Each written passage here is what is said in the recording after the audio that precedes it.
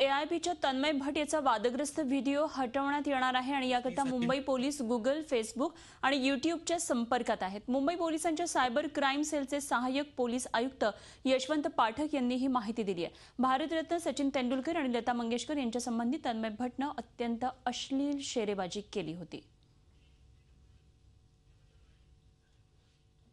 AIB या कार्यक्रमाबद्दलची जी चित्रफित आहे त्याचे ट्रान्स्क्रिप्ट्स काढून त्याच्यावर लीगल ओपिनियन मुंबई पोलीस घेत आहेत। इन द मीनवाईल मुंबई पोलिसांनी YouTube आणि Facebook यांना या चित्रफित ब्लॉक करण्याबद्दल संपर्क केलेला आहे।